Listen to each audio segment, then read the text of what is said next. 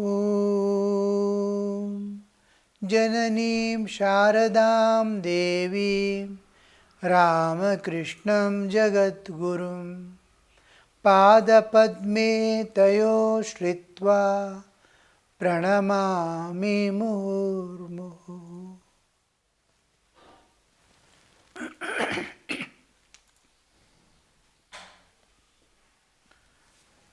So we were seeing in the last class Sri Ramakrishna getting up in the morning.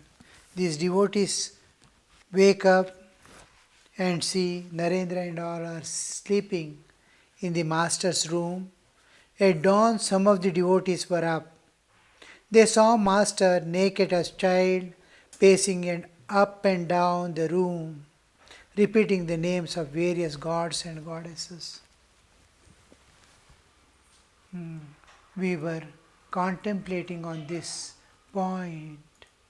At what stage of our awareness, at what level of consciousness does these clothes that are hiding our real nature given body, we cannot get rid of nakedness. We can cover and hide that nakedness. When our awarenesses change to pure divinehood, our childhood days come back. It was absolute purity of the child, the infant, and the early childhood that was making him freely move about. The purity, absolute purity that was there at the time of birth was continuing for long period. This transformation was there. It was the same purity, absolute purity, as we grow in this world of duality, we acquire so many things. Mind starts becoming dirty. We identify with our bodily existence as man or woman, and this makes us cover our body. I identify with that body intensely as man or woman. So the covering comes. And this covering, as the body awareness starts going away, I am more and more spirit. The spiritual awareness is coming. The bodily clothes covering and all drop off. To practice this, the Jainism, we see the monks are moving about without clothes. The day they accept the monastic life in Jainism, they give up. There are Svetambaras and Digambaras. The Digambaras, totally unclad, they move about without hurting any life. They live on this earth, calling on the divine, to invoke the divine, to remove away the body awareness, and for the divine to shine within as the inner light, to get that enlightenment of my real existence, independent of body, with which I identify only in waking state and come to the waking state. What am I? Independent of that. So to practice that, again we see, which last class also we discussed, how at the time of sannyasa, all the sadhus who go for taking sannyasa give up all their clothes in the Shishu Bhava, the awareness of a infant, Shishu Bhava. He goes to the Guru and takes his clothes. Guru, with a new awareness, my child, this is truth, this is reality. You are the Brahman, you are the Spirit, you are the Chaitanya, you are not this body. Don't identify with the body anytime. Mano buddhi ahankara chittani naham, shivoham, shivoham. That awareness he tries to give to the disciple. to enter in, to get back the lost identity of being immortal. When the immortality dawns back, the sun that was entered into darkness because of the night comes out with new spirit, the clothes drop off. Sri Krishna to gopis, the last thing that he does is to give this sannyasa, to take away their clothes. How long will you hide yourself as these bodies come out, come out? And this is a kind of giving sannyasa to all this, to become aware of the pure spirit.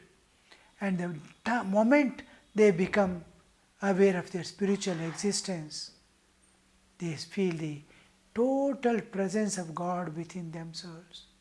They recognize Krishna as the Supreme Lord of the universe. And this awareness to get, that is the last thing. In temples, there used to be dancing women in early days. It is a practice to offer various things to God. The 16 items, Sodashopchara Puja, Padya, Argya, Achamaniya, all this. And then Naivedya. After Naivedya, the God is entertained with so many things. The Vedic chantings, all the 4 Vedas, Puranas, Tantras, all these are sung. Bhajans are sung, music is presented, dance is presented, and various items of entertainment is presented to God. And these dances and singing every day was going on in almost all temples in the evening. They were specially arranged families, and that families were such a worthy devotees. From generations they used to come to the temple to offer their grandfathers. They used to come, go around the temple and sing. They will compose songs themselves, put ragas to their tala and all, sing. And in this singing, they themselves compose, they themselves imagine, they reflect on the glory of the God as they sing and go. They are not less attention to what they are doing. The feeling the presence of God was most important part in their offering these things. So also the dancers used to come and dance and go. In dancing, singing at least, there is some limitation. In dancing, the singing is also going on. Bodily postures are going on. Dancing is going on. The bliss, expression of the bliss and the presence of God, the awareness goes to such high heights, the ecstatic love of God. And their clothes that would drop off, they would not be aware. So this dancing, and it had become a tradition even in, if you read the history of Puri Jagannath, you will see in recent years, about a century or two before also, there were women who would go enter inside, all the screens would be put, and they, unaware of the bodily existence, like children, small children, they would dance in front of God. And when the dancing stops, singing stops, they will be totally on the ground at the feet of God, totally lost in the awareness of the divine. And when everything is again the waking and moving begins, the screen would be removed. They will dress up again, and they will be, as soon as they are ready, the screens will be, they will silently go away. It was used to be meant only for God. And when it started, a little, some powers and authorities will have an access. The king wants to see what happens. Then the problem comes. And slowly they withdrew. And this has, the tradition itself started. Oh, we are not doing for king, we are doing for God. And if we have to do for king, we end this game of ours. It is love of God that was making us do. So this dancing and singing, all these things, the dropping away of the cloth is coming back to the childhood days of purity, of divinity, of absolute stainless life offered to God. In shaving the head in South India and all, even in North India, there is a tradition of giving hairs to God, especially here we give to the Tirupati, whoever goes, Dharmasthala, here, there, some places are there, they shave off their head. It is offering beauty to God. Hairs are supposed to be the beauty adding part for the bodily existence. Shaving and giving hairs to God is offering their beauty to God. So whatever I possess, whatever I have, I want to give to God. So the love. Now when the childhood comes, in the sadhana part, when purity dawns at all levels of their being, when transparency is there from inside to outside, all layers are transparent. No part is, the mind is not demanding enjoyments, body is not demanding enjoyments, the pranas are not demanding enjoyments. No layer of the heart, no layer of their bodily existence is demanding any enjoyment. We call it, all layers are transparent. The inner light can flow out. Then you see what is to be covered. All are pure, all are divine. Their eyes are seeing God everywhere, divine everywhere. So where is the question of covering the body? It falls off, and falls off forever, not to be traced out, because the labeling, the child born is, the mindset is called non-judgmental mind. It doesn't judge anything. A boy is going and it doesn't say, give you the meaning that boy is going. No. It just sees. It has not even labeled that is boy, this is girl, this is table, this is, it has not labeled anything of this world. It just looks. So pure eyes, so innocent mind. The slate is clean, as the God kept, as the nature kept, not written anything on that. The pure, unstained mind, unstained body, unstained, the child, non-judgmental mind. And in that state, the bodily coverage goes off. This is the state Sri Ramakrishna is demonstrating to the, what would be the, how to call on God, giving up all himself and practicing sadhana as a spiritual aspirant. Nights he used to go, enter into the forest alone, where people dare not enter. To those places he would go, remove all the clothes, no bondages, no coverings, even remove his sacred thread and put aside. Sacred thread is supposed to be not removed by any Brahmin, and that also is to remove. Oh, that I am Brahmin, I am belong to such and such caste, that any upadhi, that limiting adjunct should not be there.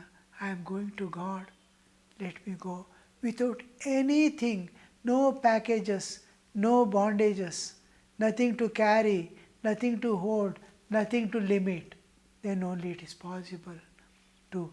So he used to keep away all things, sit like a small baby calling on its mother, "Mother, where are you?"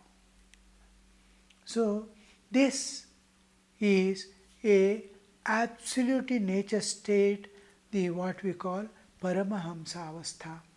In Paramahamsa Avastha, there are two stages. One is Avadhuta.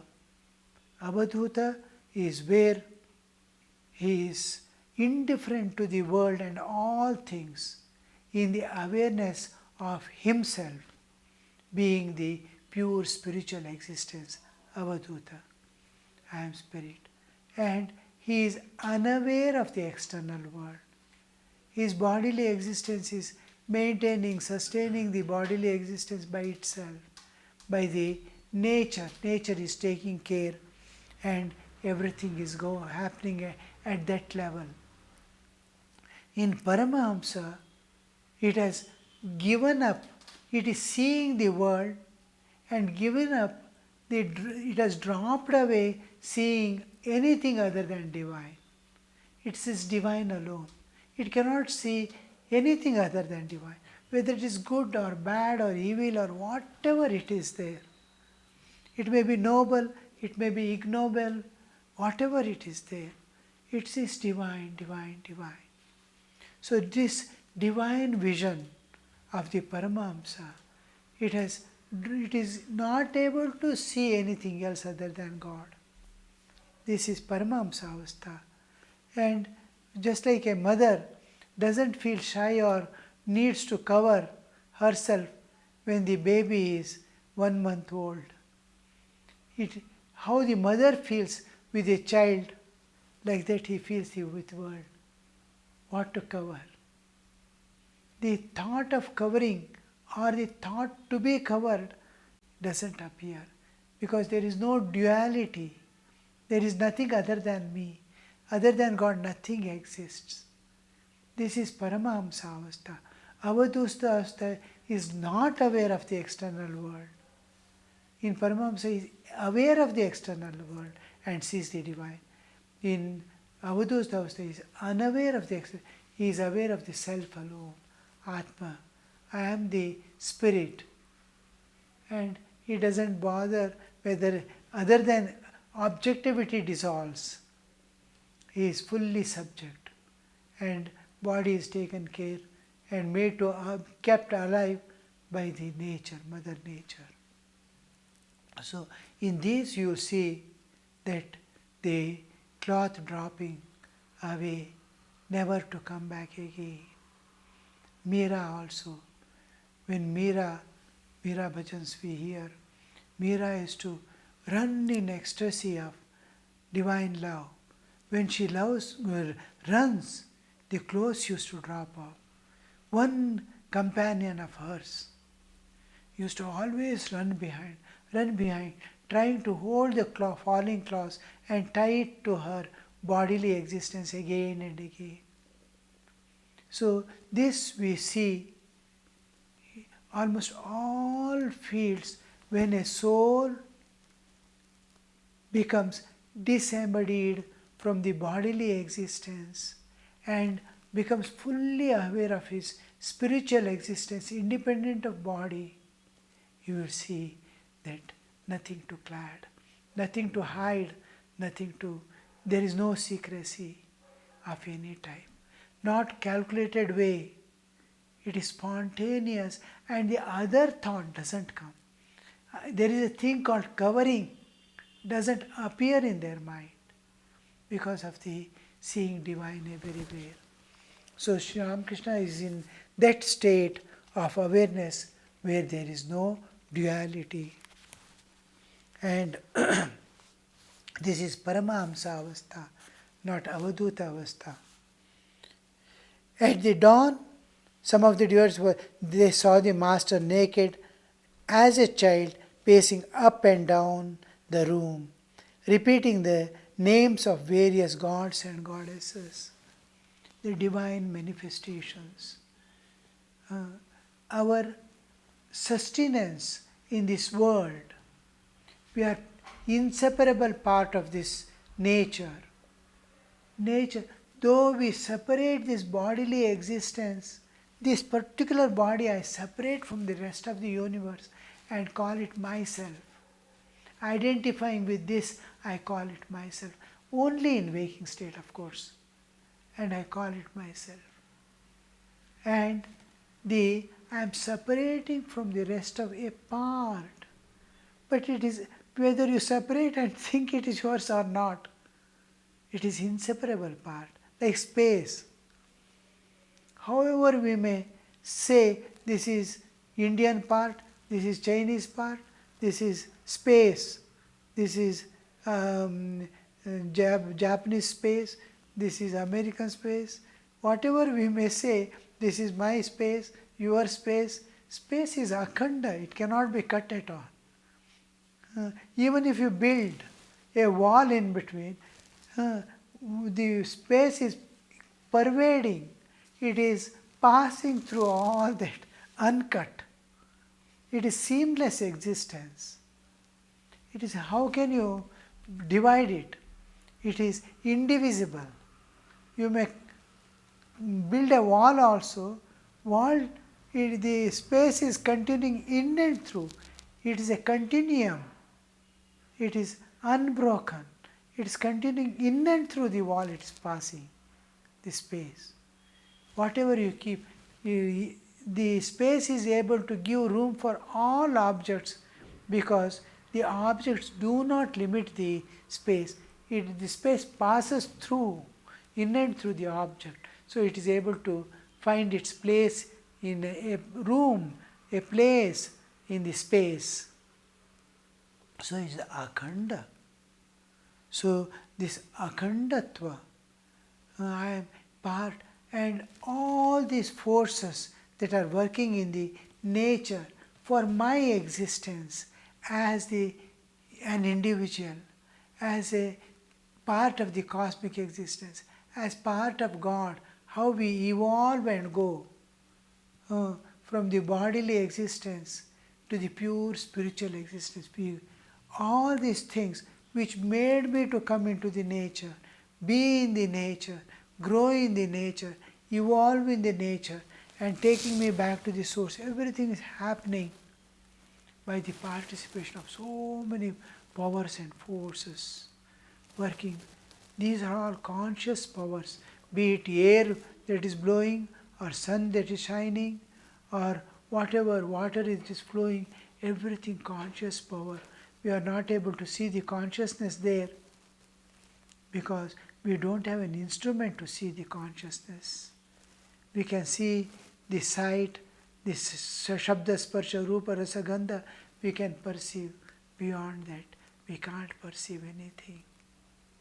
So these are what in Hinduism, we call them as the gods and goddesses that contribute to the maintenance of the law and order of the universe. The law and order of the universe we call Ritam. Om Hrim Ritam. The Ritam is the law that governs, a law to implement in a space or in a realm. There must be conscious powers working at all levels. Now our government, it has thousands of rules and regulations, and to implement, look at the body, huge body of government working at all levels, in all departments, whether it is education department, finance department, whatever it is there, to the ground level, grass level, from the top level, you will see the working, huge working. Each is a power representing government, be it a servant or a minister. They are all working parts of the government. It belongs to government, like it belongs to the divine. Every force functioning in this universe is a power backed by a consciousness. It is a conscious power. So these are worshipped. It is sustaining me. It is making me evolve. I owe gratitude to it. It is taking care of me. It is giving food. It is giving life. Everything is happening. And I am able to think of God now. I was able to think of world. I was able to run after this world. Everything I was able to do and have been doing, I am evolving because of these powers, conscious powers working. This is what we call gods and goddesses. Abhimana Devatas.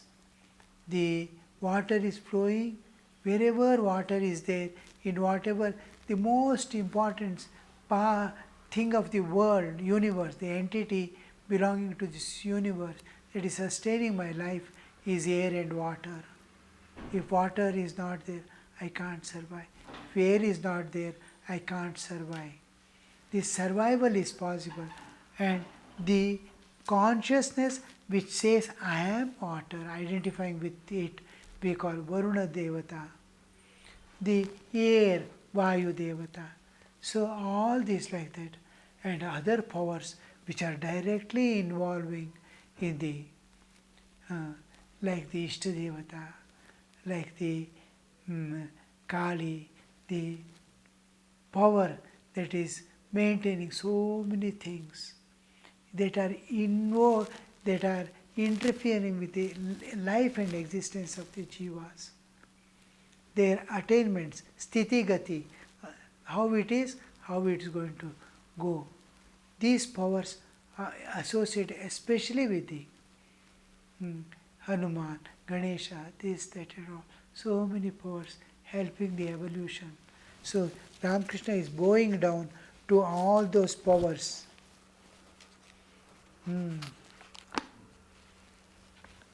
They saw Master pacing up and down, repeating the names of various gods and goddesses. His voice was sweet like nectar. Now you see the calling on God, bowing down. What will be, he is an enlightened soul like for us. To an ordinary people who are sleeping there and living, they might not be aware that his God has come down in the human form. His avatara, when Rama was there on this earth, Krishna was there, we may say they are incarnations of God. But what was the awareness of those who lived with them? The Rama, so many, throughout his life, so many people were there with him. How many people knew that he is incarnation of God? When Krishna was there on the earth, how many people did he know that he is incarnation of God? Like that, these people do not know that he is the incarnation, may not be knowing, or may not be accepting yet, or may not have given a thought to that he may be incarnation of God. But he is fully enlightened soul, the enlightened, and how he is calling on that God to teach mankind, to teach in and through this thing, to how to approach God, how to little seeing the Vibhuti Yoga to Vishwarupa Darshana, trying to see the divine in small things and raise your consciousness to the whole, from part to the whole. See small photos, he starts bowing down and reaches the absolute. Om Shanti Shanti Shanti Harihi Om Tat Sat Shri Ramakrishna Arpanamastu.